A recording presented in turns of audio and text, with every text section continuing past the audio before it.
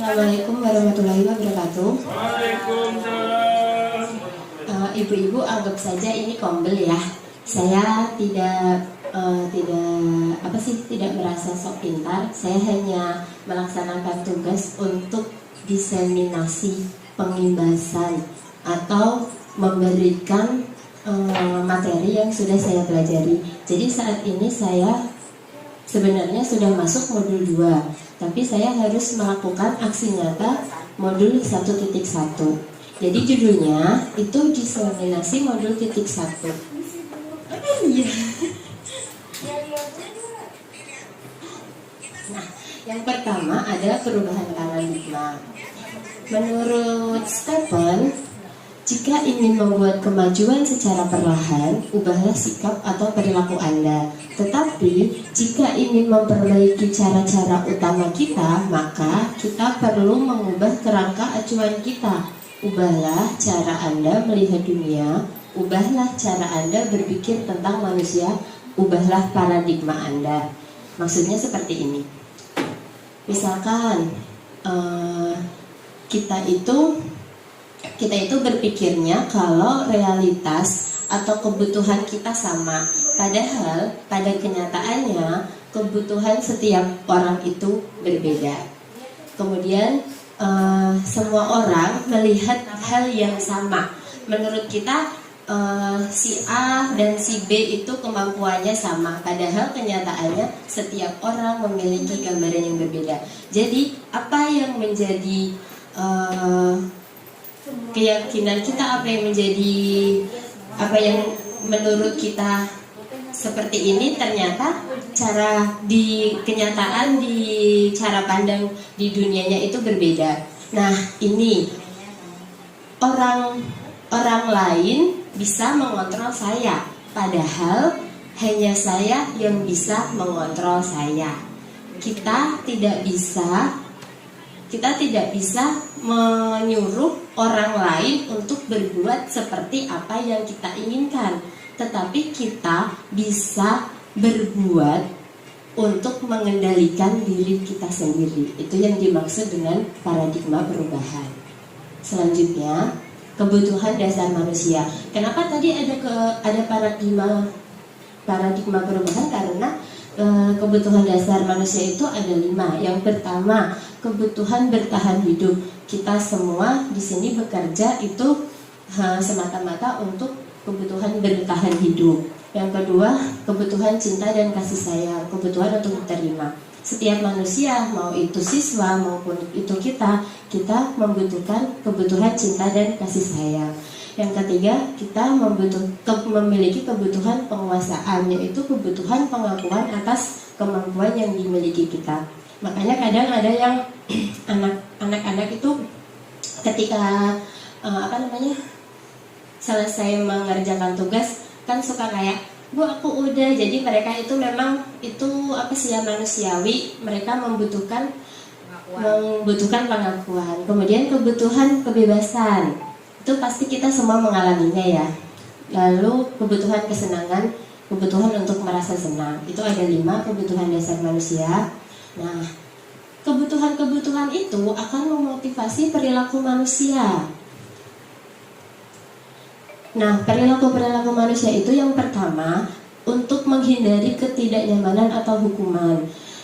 Contoh simpelnya, anak-anak kita itu pasti dalam melakukan sesuatu, contohnya dia itu mau tidak mau ngerjain tugas. Kenapa? Ya karena takut dihukum gitu ya. Terus yang kedua, untuk mendapatkan imbalan atau penghargaan dari orang lain, seperti yang kemarin kita habis lomba 17-an. Itu kan pengen dapat imbalan, pengen dapat hadiah gitu. Terus yang ketiga, untuk menjadi orang yang mereka inginkan dan menghargai diri sendiri. Kalau yang ini maksudnya itu, misalkan kita sebagai seorang guru, kita sebagai seorang pendidik, kita bekerja, sudah ada ketentuan jam kerja di SIM ASN aja ya, di absen siap jam 7.30. Nah, yang dimaksud dengan menghargai diri sendiri itu ya, oh aku memang harus berangkat jam segitu, memang tidak menginginkan tidak ingin mendapatkan imbalan, memang tidak menginginkan penghargaan, tapi memang itu murni dari menghargai diri sendiri, datang tepat waktu. Selanjutnya, makna dari kata disiplin. Nih, di modul ini saya belajar tentang disiplin positif. Nah, disiplin itu sendiri menurut Diana Gosen adalah berasal dari bahasa Latin yang artinya belajar. Sedangkan Pak Ki Hajar Dewantara menyatakan bahwa untuk menciptakan siswa yang merdeka, maka syarat utamanya harus memiliki disiplin yang kuat, yaitu disiplin diri yang berasal dari motivasi internal dari dalam diri sendiri. Jadi Bapak Ki Hajar Dewantara ini, Bapak pendidikan kita ini, itu yang memprakarsai merdeka belajar. Apa sih belajar secara merdeka? Makanya setiap di modul saya itu selalu ada Pak Ki Hajar Dewantaranya. Bahkan disiplin juga itu Pak Ki Hajar Dewantara yang menyatakan siswa yang merdeka itu harus mempunyai disiplin. Nah, maka dari itu sebenarnya saya ingin kita menerapkan disiplin di sekolah ini. yang pernah saya pernah ya punya ide itu ya, datang jam tepat waktu. Kalau misalkan telat nanti ada sanksinya atau bagaimana. Tapi ternyata memang dari timbal balik dari orang tua dan anaknya susah gitu ya. Jadi mereka yang datang telat itu biasa aja. Bu maaf telat gitu ya. Padahal tapi kalau ini perbedaan sekali gitu sama anak-anak yang di sekolahnya, misalkan di sekolah lain kayak di Ciksa 1 aja gitu ya, beda banget gitu. Mereka ketika udah telat tuh udah takut gitu, mau telat gimana ini telat gitu. Tapi kayaknya anak-anak kita memang asaan itu kedisiplinannya kurang gitu ya. Jadi mamahnya juga itu anak telat juga biasa aja gitu. Maaf Bu, bahkan Bu maaf hari ini si A tidak masuk sekolah karena kesiangan gitu kan, itu berarti penerapan disiplinnya memang kurang gitu. Mau misalkan kita di sekolah sudah bikin peraturan dan lain-lain, tapi kalau tidak ada dari orang tuanya yang mendukung, ya jadinya seperti itu. Lanjut ya. Nah, ini tujuan disiplin positif. Tujuan disiplin positif ini adalah untuk menanamkan motivasi kepada semua siswa kita agar mereka menjadi orang yang merdeka, yang mereka inginkan, dan menghargai diri sendiri dengan nilai-nilai yang mereka percaya. Nah, bagaimana cara menerapkan disiplin-disiplin itu? Ini melalui keyakinan kelas. Sepertinya kita semua ya sudah membuat keyakinan kelas di awal tahun ajaran baru. Apa sih perbedaan peraturan dengan keyakinan kelas? Nih, seperti yang sudah saya pelajari, kalau peraturan itu yang membuat adalah kita bersama-sama tapi tanpa melibatkan anak, dan itu wajib dipatuhi. Kalau keyakinan kelas kita membuatnya bersama-sama. Jadi kayak gini, kemarin saya bikinnya di kelas tuh seperti ini.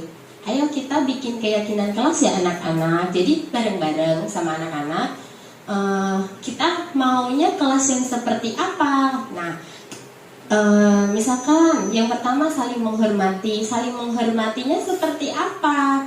Tidak berantem, tidak, kan anak sekarang suka moyokan ya, suka moyokan. Nah, jadi dari situ kita tawarkan lagi. Nah, gimana kalau nanti ada yang moyokan? Jadi keyakinan kelas ini dibikinnya itu ada kesepakatan antara kita dengan siswa. Tapi kalau peraturan kan tidak melibatkan siswa. Jadi mau tidak mau anak harus mematuhi peraturan. Tapi kalau keyakinan kelas kan mereka meyakini hal itu, mereka yang membuat sendiri, jadi pasti akan dilaksanakan. Nah, ini keyakinan kelas itu merupakan nilai-nilai kebaikan atau prinsip-prinsip yang disepakati secara universal. orang akan lebih semangat atau tergerak untuk melaksanakan keyakinannya daripada hanya mengikuti aturan. Itu tadi seperti itu ya. Jadi nih misalkan kalau nggak piket gimana kan, mereka kan pasti bisa apa ya, mereka itu memikirkan oh ya nanti kalau nggak piket gimana. Jadi akan selalu keingat, diyakini sama mereka, disepakati sama mereka, mau tidak mau akan melaksanakan. Nah, dalam penerapan keyakinan kelas, jika terjadi pelanggaran, tentu ada sanksi atau hukuman atau restitusi.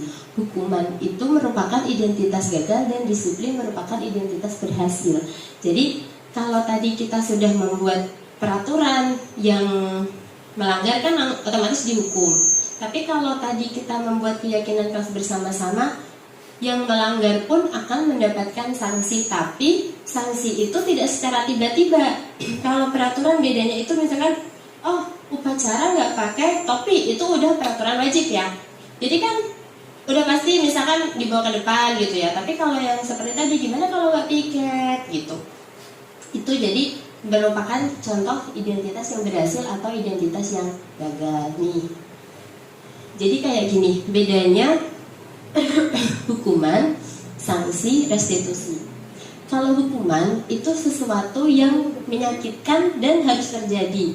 Kalau sanksi sesuatu harus terjadi. Kalau restitusi itu pilihan. Jadi misalkan seperti ini. Kenapa kita ketika berkendara menggunakan helm? Ya, kalau menggunakan helm. Kalau tidak menggunakan helm, apakah dihukum? Apakah dikasih sanksi? Atau apakah ada restitusi? Kalau tidak menggunakan helm dapat sanksi ya, gitu. Nah, beda. Terus kalau misalkan ada yang mencuri ayam, dihukum. Biasanya kan gitu ya. Nah, jadi hukuman, sanksi, sama restitusi itu hampir sama, tapi berbeda. Kalau restitusi itu seperti kayak win-win solution. Sebentar. Nggak enak.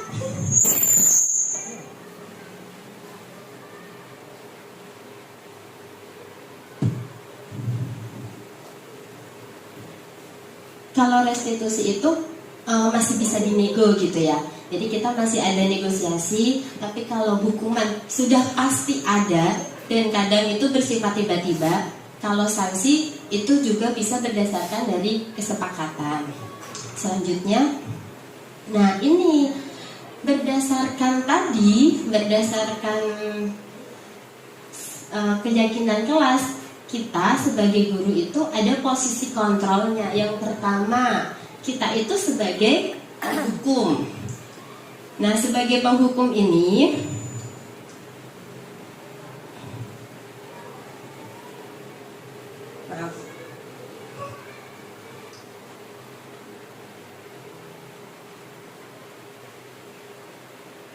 nih, sebagai penghukum misalkan seperti tadi ketika upacara tidak memakai topi langsung dihukum, berarti kita posisinya sebagai penghukum. Kemudian yang kedua, membuat orang merasa bersalah. Misalkan si Dendi nggak ngerjain tugas gitu ya. Contoh, si Sandy bukan Dendi, maaf salah. Si Sandy nggak ngerjain tugas. Nah, kita itu bukan menghukum, tapi bicaranya seperti ini misalkan, kamu nggak kasihan apa sama mama, sama papa yang udah capek-capek kerja nyekolahin. Jadi kan itu membuat anak merasa bersalah. Kemudian posisinya sebagai teman. Dalam posisi sebagai teman itu biasanya kita itu adalah guru-guru yang dekat sama anak-anak. Misalkan kita punya tugas buat si Dila gitu ya. Tugas si Dila, tolong dong kamu habis ini ngerjain apa gitu ya, latihan misalkan. Habis ini kamu latihan pramuka gitu. Nah, kita sebagai teman itu posisi kontrolnya itu bicaranya seperti ini. Ayo dong bantu ibu. Nah, gitu. Jadi kita memposisikan dirinya biar dianggap teman, anaknya biar bisa mengikuti kita. Lanjut, monitor, pemantau. Nah, ini kalau seperti ini, ketika ada anak yang melakukan kesalahan, kita itu memantaunya itu dengan menanyakan, kamu misalkan kayak tadi Sandy gak ngerjain tugas. Sandy, kamu sudah tahu kan kalau sebenarnya PR ini harus dikumpulkan hari apa? Kenapa kamu tidak mengerjakan dari kemarin? Itu kita hanya memantau keadaan si anak itu. Selanjutnya manajer. Nah, ini posisi yang kalau kata saya mah sulit ya. Kalau boleh jujur, saya kebanyakan ada di posisi penghukum. Ada di posisi penghukum. Nah, ini posisi manajer ini posisi yang lebih membimbing ke anak ketika seorang anak melakukan kesalahan.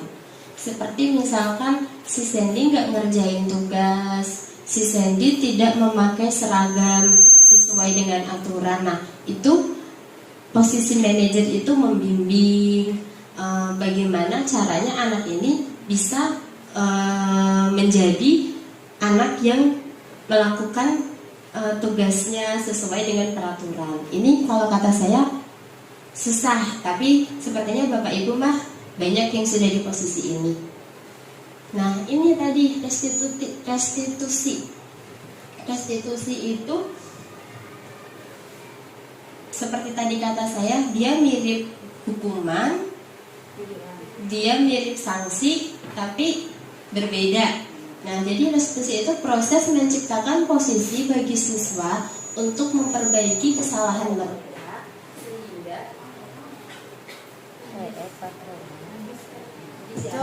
sehingga mereka bisa kembali pada kelompoknya dengan karakter yang lebih kuat. Restitusi dapat membantu siswa menjadi lebih mempunyai tujuan, disiplin positif, dan memulihkan dirinya ketika berbuat kesalahan. Apa itu ya sih? Restitusi Speakernya dicas. Restitusi ini menguntungkan. Dicas enggak itunya? Satu lagi nggak ada? Ada yang dicas dulu kan? Itu kan habis speakernya. Yang habis itunya apa itu sih? Colokannya itu. Baterainya juga habis. Nah. Nggak ada lagi cadangan. Ya itu. Oh, banyak. Ada mas? Kita coba dulu.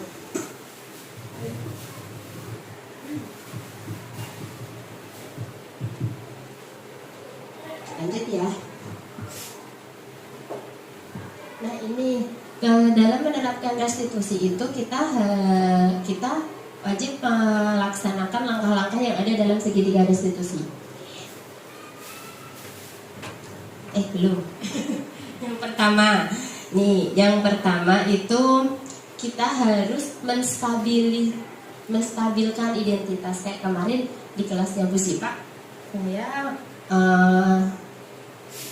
saya mendapati kasus ya, yang si Abi main bola waktu jam pelajaran, kemudian nendang bola sampai kacanya retak. Yang kedua ada siapa namanya? Si Bu Cucu yang ngejebret, siapa namanya? Si Cucu ngejebret disuruh Apri ngejebret. Nah ini di segitiga restitusi ini kita diajari untuk menyelesaikan masalah yang seperti itu. Jadi misalkan kayak tadi si Cucu disuruh si Api ngejebret siapa sih? Apa sih Pak? Apa namanya ya? Rimpal. Si Rimpal.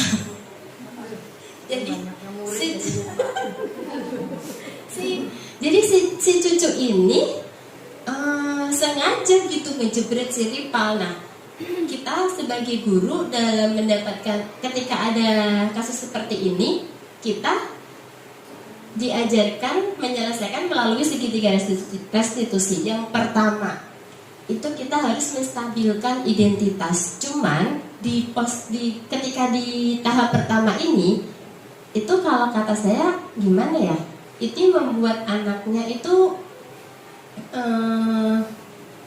sebenarnya ini mengubah kayak mindsetnya, oh jadi nggak apa-apa ya Bu, jadi kayak gitu. Jadi di sini itu menstabilkan identitas itu kitanya kayak gini, ibu juga pernah kok dulu melakukan hal ini gitu. Jadi kita itu kayak anak yang tadinya emosi gitu ya, emosinya tinggi, distabilkan, tapi kata-katanya itu harusnya gimana ya? Saya juga belum tahu. Kalau contoh-contohnya mah kayak gini, setiap orang pasti pernah melakukan kesalahan.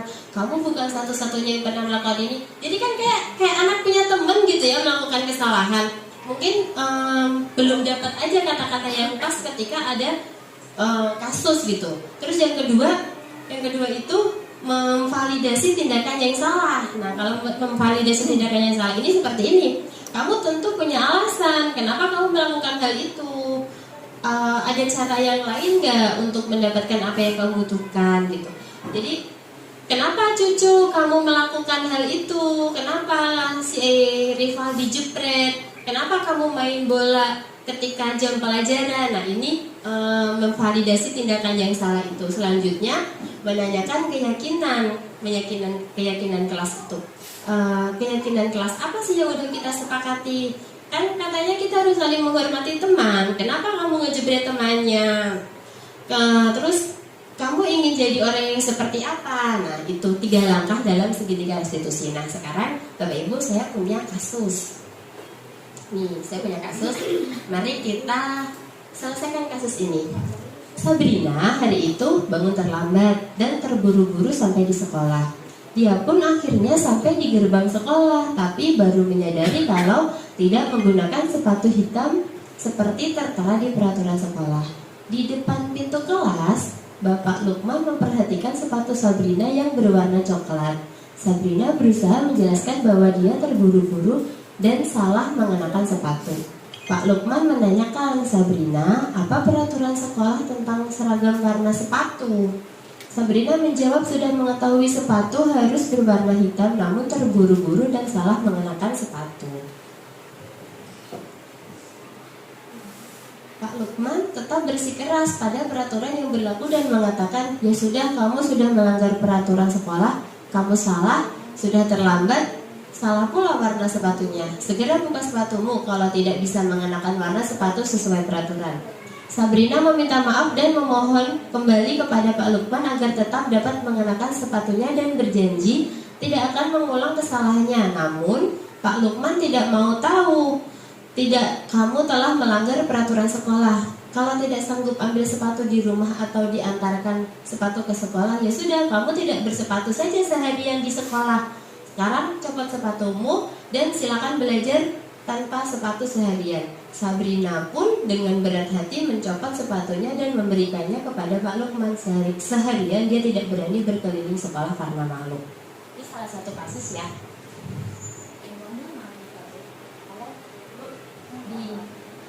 Biasa sambil ngemil, sambil memikirkan kasus ya. Ke belakang balik. Nah, dari kasus ini ada pertanyaan. Yang pertama, dalam kasus di atas, sikap posisi apakah yang diambil oleh Pak Lukman? Tadi kan kita sudah belajar posisi kontrol guru ada 5 ya. Penghukum, pembuat rasa bersalah, teman, terus apa lagi tadi? Manajer. Nah, jadi terakhir. Nah, kalau tadi kasusnya si Sabrina, si Pak Lukman itu sebagai apa? Penghukum, ya, sebagai penghukum. Terus yang kedua, bila Pak Lukman mengambil posisi seorang manajer, apa yang akan dikatakannya? Pertanyaan-pertanyaan seperti apa yang akan diajukan kepada Sabrina?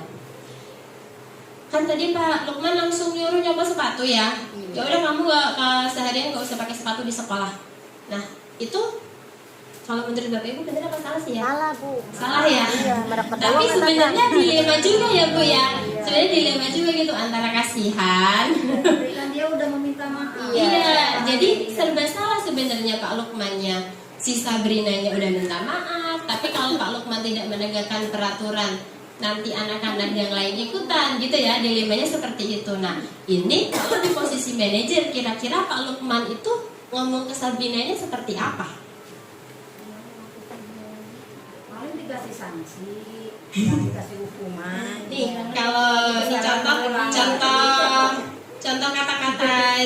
contoh kata-kata yang itu ya yang dipakai Kasih buat peringatan. manajer itu ya, kayak gini. Iya. Jika kamu mau memperbaikinya, hal apa yang bisa kamu kerjakan gitu? Apa rencana kamu untuk memperbaikinya? Nah seperti itu. Pilihan. Peringat. Nah contohnya seperti itu. Nah itu kira-kira Pak Lukman nanti ngomongnya seperti apa gitu Kak Sabrina?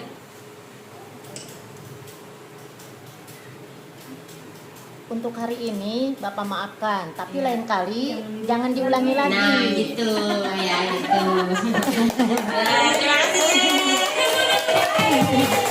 Ini tong saklek teuing karunnya. Sehari juga pakai.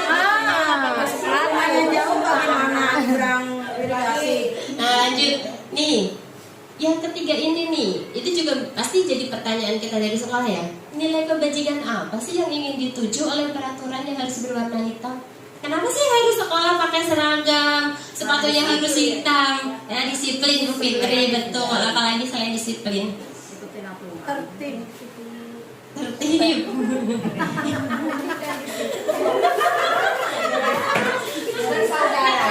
Kan maksudnya kenapa sih harus samaan gitu? Agar selaras. Supaya enak kelihatannya Bu, gitu. Kalau seragam mah kan enak kelihatannya. Iya. Cuma kalau ada merah, ada kuning, ada Tidak ada perbedaan diskriminasi. Kemudian yang terakhir, bagaimana Anda menyikapi langkah yang diambil Pak Lukman? Tadi kan seperti kata Bu tidak setuju gitu ya. Bagaimana yang lain? Ada yang setuju gak dengan Pak Lukman? dengan cara menangani si Sabrina ini Pak Lukman sepertinya kurang setuju ya. Padahal maksudnya tuh emang keadaan si Sabrina terburu-buru dan rumahnya jauh. Kalau misalkan sebenarnya dekat pasti Sabrina akan balik gak beli sepatu. Terima kasih.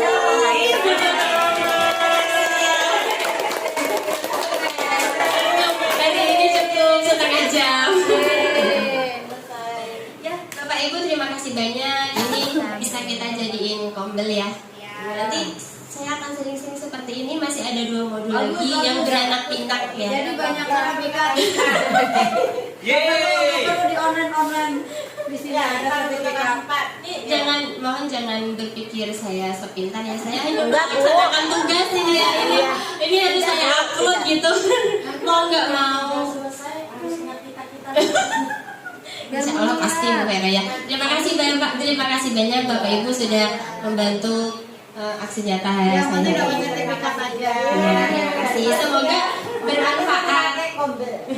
Semoga bermanfaat. Jadi setelah ini bisa bisa menerapkan keyakinan kelas tadi. Tapi alhamdulillah pasti udah semuanya ya bikin keyakinan kelas sama posisi guru yang posisi kontrol guru yang bisa kita ambil ketika ada anak yang bermasalah. Karena saya selama ini masih merasa di nomor 1